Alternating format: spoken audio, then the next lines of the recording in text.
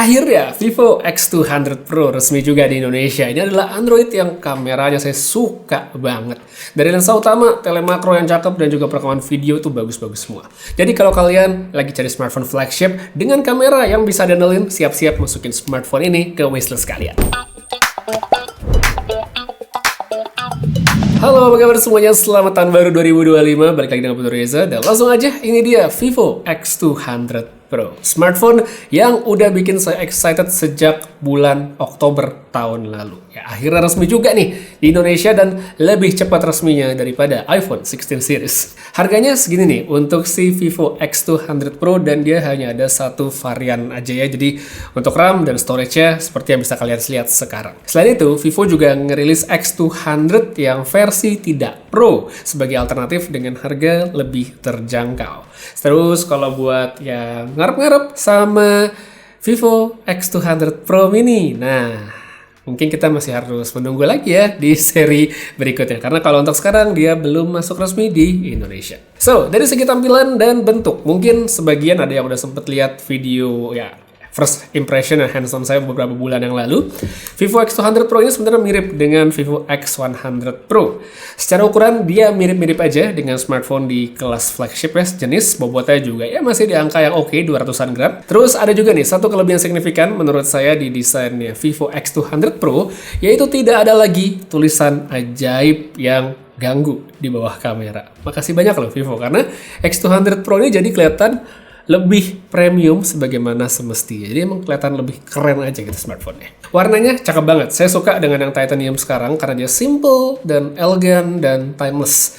Lebih keren lagi dengan sertifikasi tahan air dan debunya. Dia di sini udah IP68 dan IP69 untuk jaminan ketahanan. Yang ini mungkin dia nggak perlu mecahin rekor muri ya, tapi secara ketahanan sertifikasi udah bagus banget untuk ngasih kita kenyamanan ala produk premium. Palingan sedikit pertimbangan kalau kita lihat desain dari smartphone seperti ini, ya paling tidak untuk sebagian orang adalah bentuk modul kamera yang lingkaran di tengah dan ukurannya cukup besar. Kalau menurut saya sebenarnya ini adalah langkah yang memang sudah seharusnya diambil Vivo ya untuk memfasilitasi kemampuan kamera yang memang jadi jualan utama dari perangkatnya.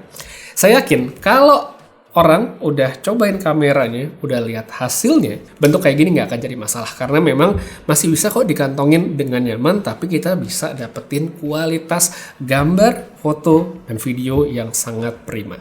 Untuk sistem kameranya sendiri, Vivo tetap sangat menarik dengan konfigurasi angka yang besar dan tentu saja kolaborasi mereka sama Zeiss. Untuk lensa di belakang dia ada 3. 2 diantaranya itu ada lensa utama dan ultrawide masing-masing 50 megapiksel, sedangkan yang satunya lagi adalah lensa periscope telephoto 200 megapiksel. Jadi ini yang paling gede nih, 200 megapiksel.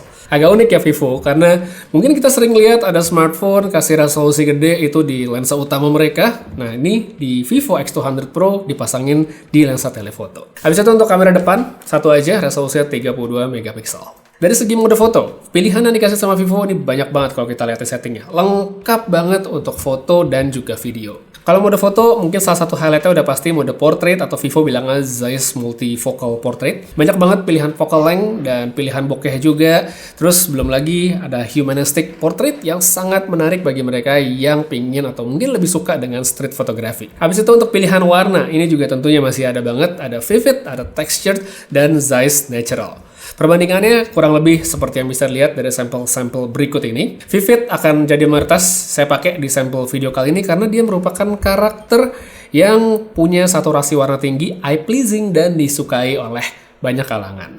Kalau misalnya pengen yang tone down sedikit, ya sebenarnya tinggal ganti aja sih ke versi Zeiss Natural. Kemudian kita lanjut juga untuk bagian video, resolusinya di sini udah bisa ngerekam sampai 8K 30 fps, terus ada Dolby Vision juga.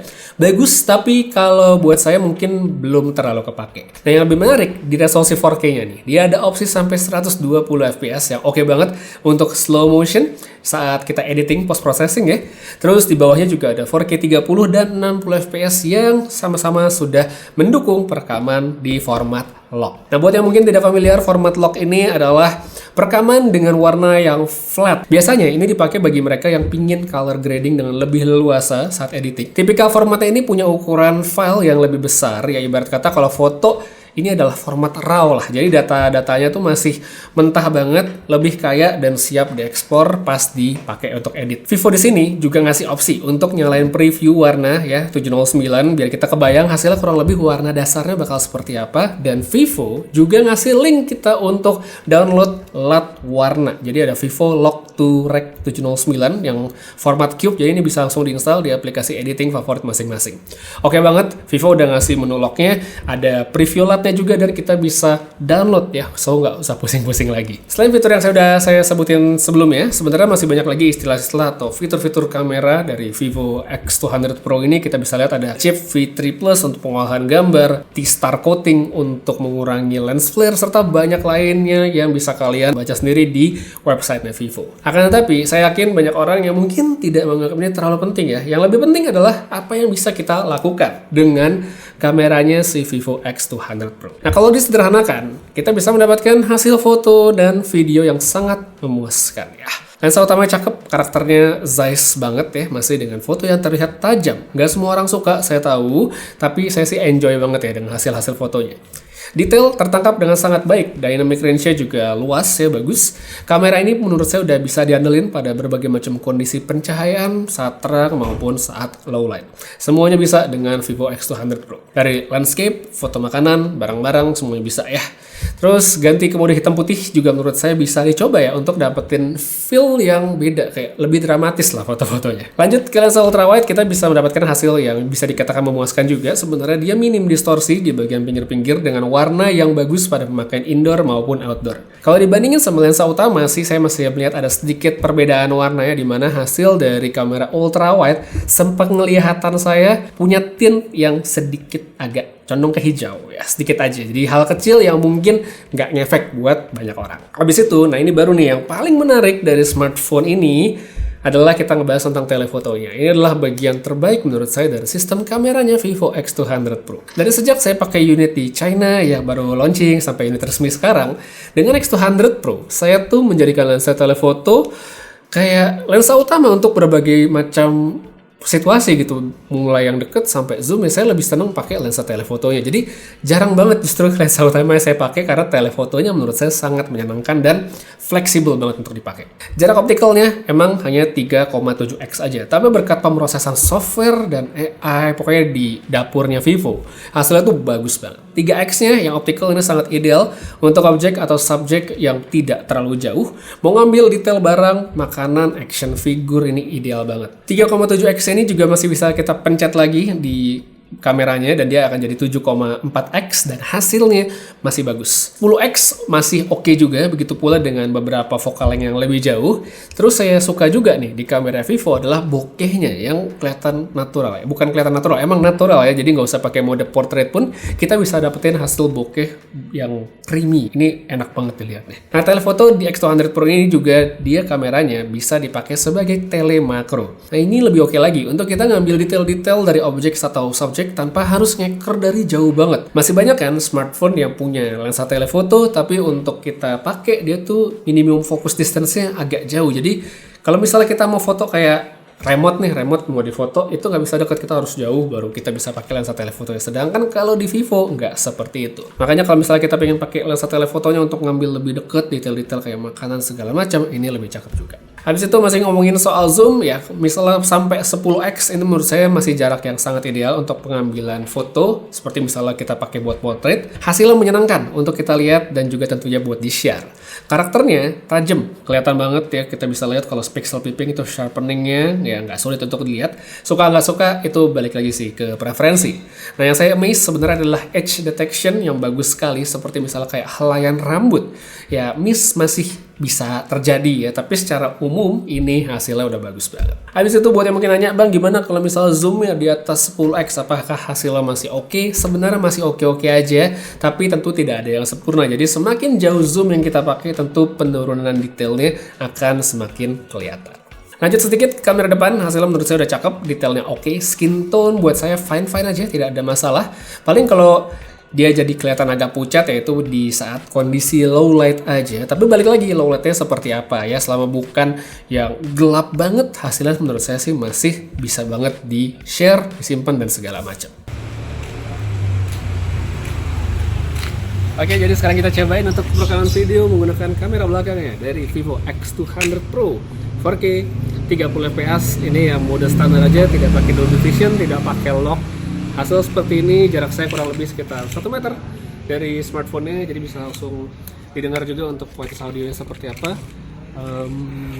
Ya, situ mungkin masih ada sedikit langit ya warnanya. Kalau kita jalan ke sini untuk lihat shadow-nya, skin tone-nya masih dapat atau enggak, silahkan nilai sendiri.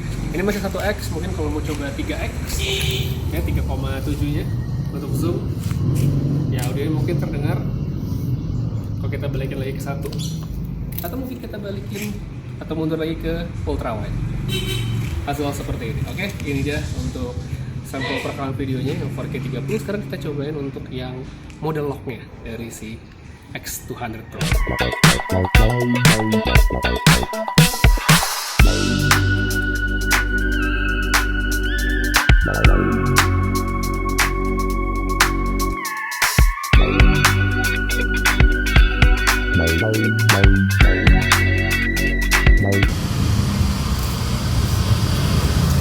Nah, sekarang kita cobain yang format lock di 4K 30 fps.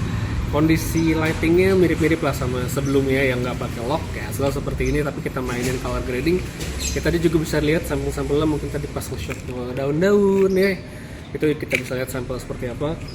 Untuk mainin dynamic range juga mungkin di sini bisa ya, situ mungkin ada langitnya ya. Saya coba mainin sedikit warnanya, dibeda-bedain hasilnya ya, bisa langsung lihat.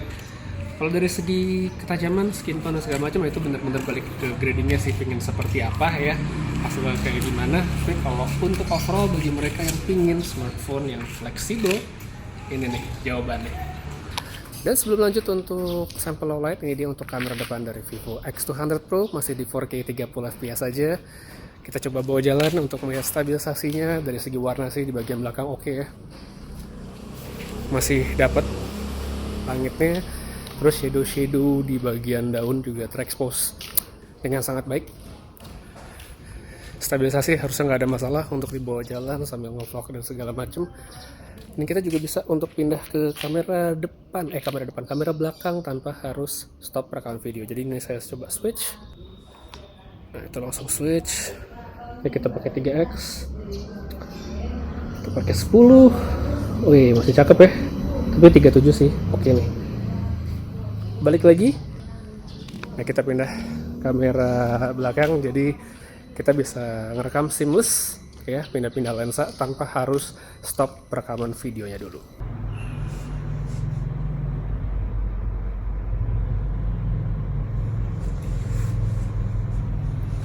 Oke, ini dia sekarang kita untuk sampel kondisi low light dari Vivo X200 Pro masih dengan 4K 30 fps. Sekarang dalam studio aja, pencahayaan tidak untuk syuting ya, ini buat ya kamar normal aja lah ya. Lampunya warna kuning seperti yang bisa lihat sekarang.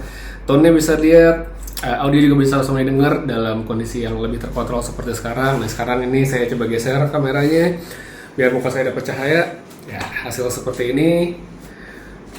Oke sih sebenarnya. Kalau misalnya kita coba untuk autofocus, ya, fokusnya ke sini, kita coba lagi, ya, bekerja dengan baik dan hasilnya sih oke. Dan habis ini kita cobain untuk kamera depannya juga. Dan sekarang ini untuk kamera depan, masih di kondisi yang sama dalam ruangan seperti tadi, 4K 30 fps, hasilnya seperti ini. Langsung bisa lihat menurut kalian gimana, oke atau tidak. Tapi yang terpenting menurut saya ya, kameranya masih sangat usable sekali dari Vivo X200 Pro. Ini oke banget ya. Jadi kalau kalian mencari smartphone kamera mantap, jadi itu dia, kita udah ngomongin kamera yang cukup panjang karena emang itu adalah highlight dari produknya si Vivo X200 Pro.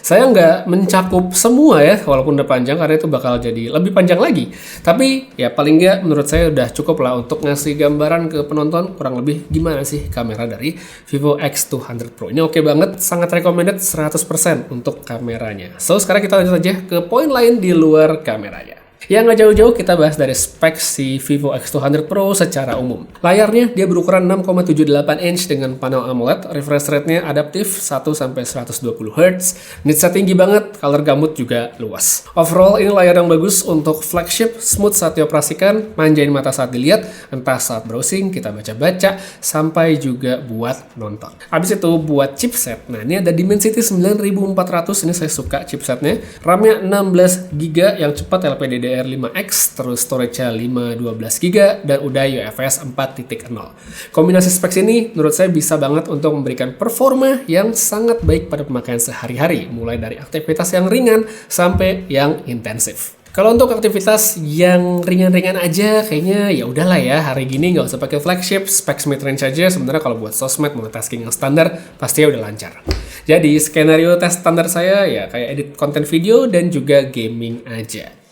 Nah, kalau misalnya buat para konten kreator udah punya smartphone Vivo, kameranya oke, ngerekam video dengan kamera bagus ya, mau ngedit di smartphone langsung pasti bisa banget, termasuk dengan format lognya tadi. Kalau mungkin kalian punya CapCut Pro, nah ini tinggal kita masukin filenya ke editor, pilih color correction, abis itu tinggal otak-atik sedikit, langsung beres. Untuk speed render alias export ini juga udah cukup cepat ya, jadinya bisa lah diandelin sebagai produk atau barang saat kita proses kreatif bikin konten ya, perekaman atau kameranya dan mesin editing itu jadi satu di perangkat yang sama.